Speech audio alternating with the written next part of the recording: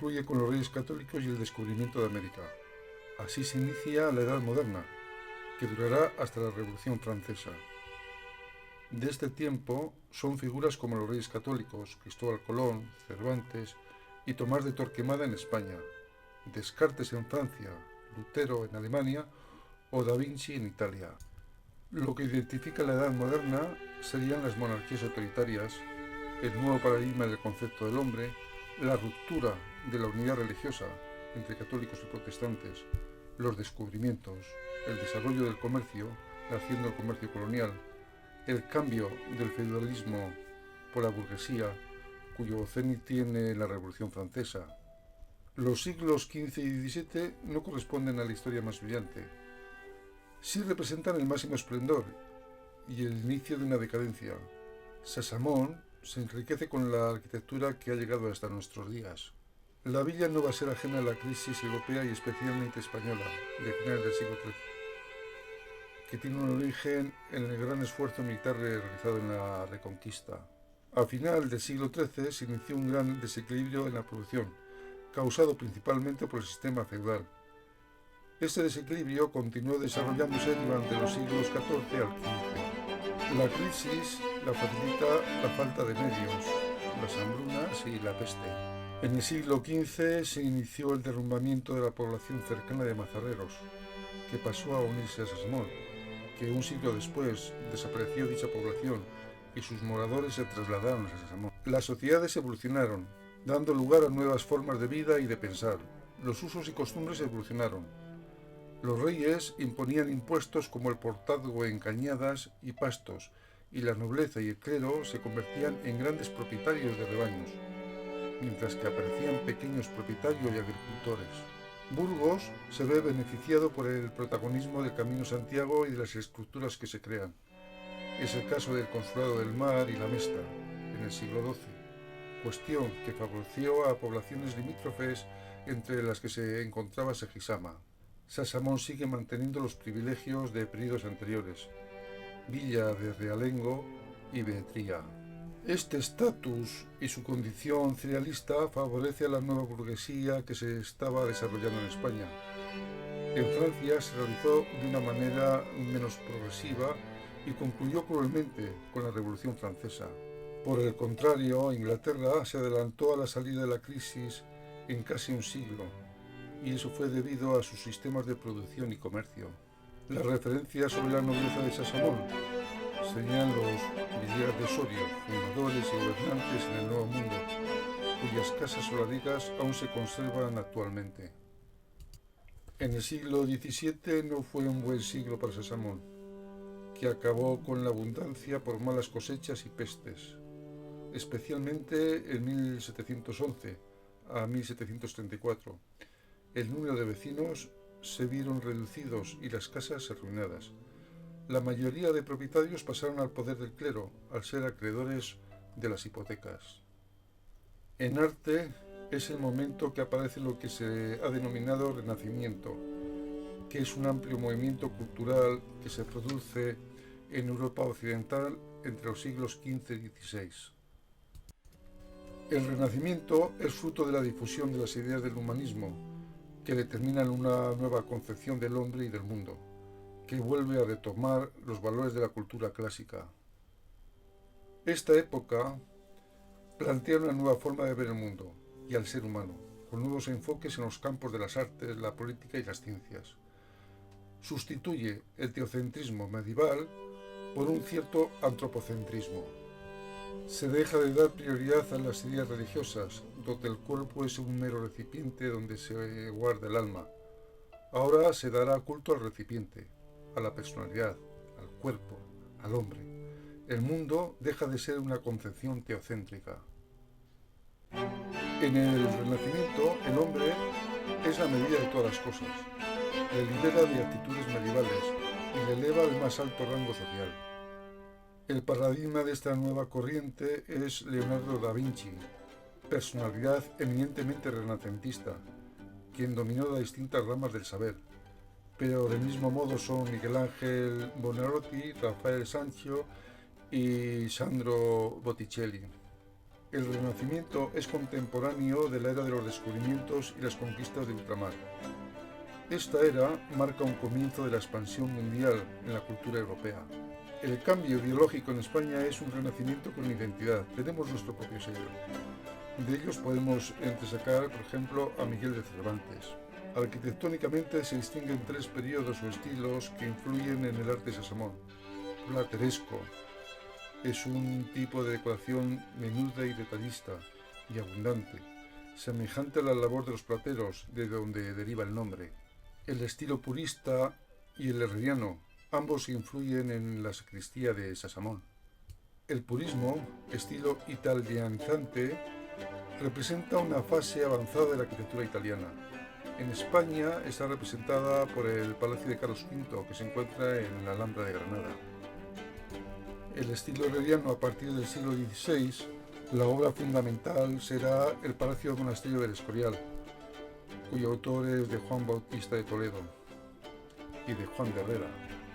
Si no es el periodo más brillante de Sasamón, sí el de su esplendor. Son de esta época las grandes obras que hoy podemos admirar. Culturalmente, el máximo esplendor se consiguió en el siglo XIII, con la construcción de su iglesia, si exceptuamos las construcciones romanas. La iglesia fue una de las grandes beneficiadas a lo largo de este siglo. Se construyeron, por ejemplo, la torre gótica, el claustro atribuido a Juan de Colonia, la sacristía con elementos platerescos, el púlpito del estilo gótico renacentista, los tapices flamencos y la pila bautismal de Simón de Colonia, entre otros. También de esta época es la ermita del Humilladero, conocida como la Cruz de la Calzada y del Humilladero, donde se postraban peregrinos que acudían a Santiago. Actualmente la calle que desemboca en ella también lleva ese nombre. En un principio únicamente había 4 columnas y una bóveda, y la cruz gótica en el centro, pudiendo ser vista desde fuera por los 4 costados. A finales del XVII se amplió el cuerpo de la ermita por delante y por los pies, y se cerró por completo. La obra quizá más importante del siglo XVIII sería el cerramiento del antiguo cementerio, que se sitúa en torno a la iglesia. Esta obra de empaque y significado fue realizada a instancias del arzobispo de Burgos, don Fernando de Andrade y Sotomayor.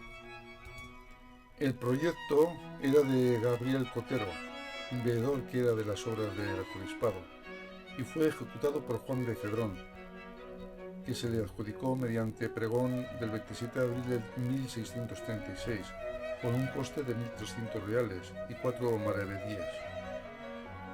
Este mismo año, don Nicolás de Arce, canónigo que era de Burgos, informa sobre la necesidad de construir un nuevo retablo en el altar principal. Está viejo e indecente para una iglesia tan rica, decía. En el siglo XVIII se realizaron varias construcciones. Se concluye la torre, que se remata con un estilo barroco. Se hace el actual ayuntamiento, el molino sobre el río Brugués. Se levanta el altar de San Nicolás de Bari, dedicado hoy a la Virgen del Rosario, y se levanta el altar de las ánimas. La casa de los Villegas Osorio, construida en piedra en el siglo XVI por el bachiller Juan Gutiérrez de Villegas, dispone en su fachada de 3 escudos de la familia y de los Osorio de Villasandino. Esta casa toma relevancia por haber servido unos días de descanso a Santa Teresa a su paso hacia Palencia. La santa venía de visitar en Humada a sus familiares, pueblo cercano y lugar donde procedía por vía materna.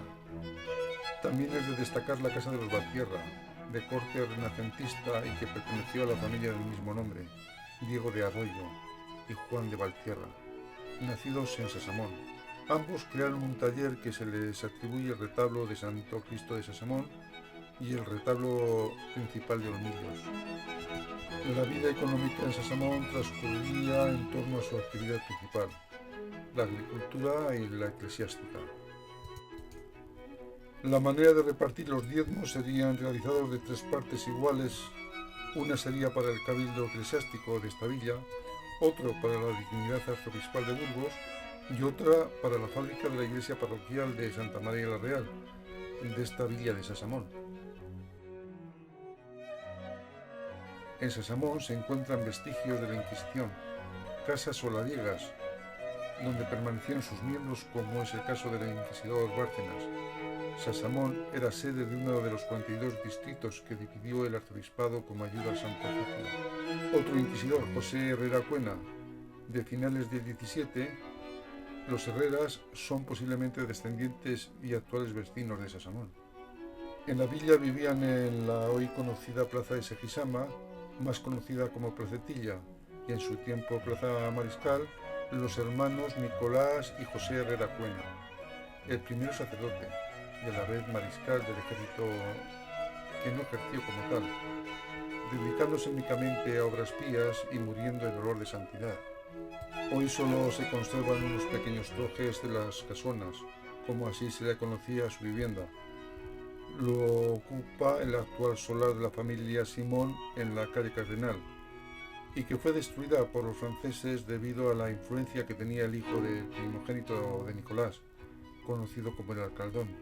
José Herrera Cuena se considera que fue el último inquisidor de Castilla. Ambos hermanos, José y Nicolás, fueron sepultados a un lado y otro del altar mayor.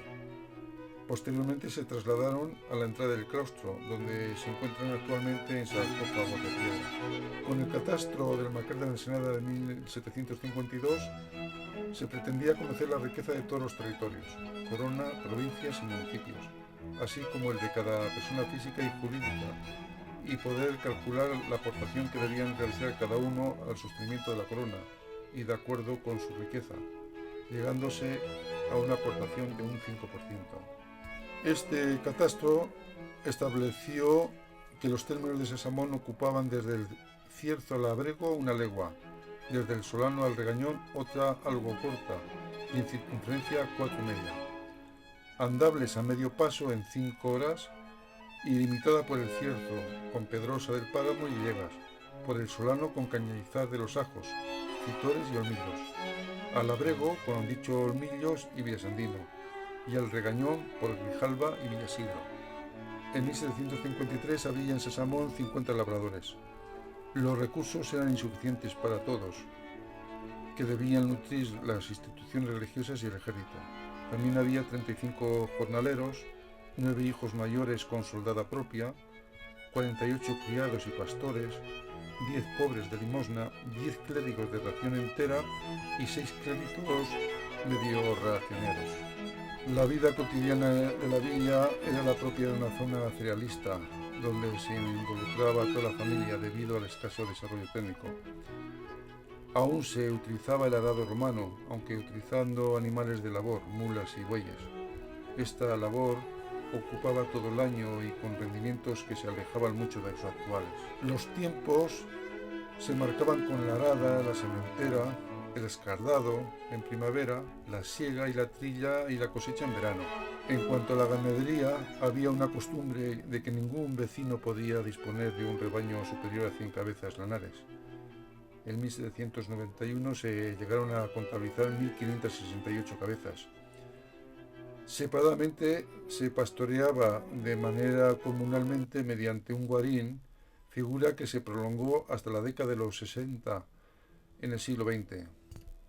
A la escuela acudían todos los jóvenes que no habían llegado a la pubertad ni a la edad militar. Con Carlos III tomó mucha importancia la educación, siendo obligatoria a partir de 1767, y tomar un impulso más definitivo ya en el siglo XIX, con la ley Moyano. A finales del siglo XVII había en Sasamón, separados por sexos y escuelas unitarias, 34 varones y 29 hembras escolarizadas, donde se les explicaba doctrina cristiana, moral, lectura, escritura, cálculo, ortografía y gramática.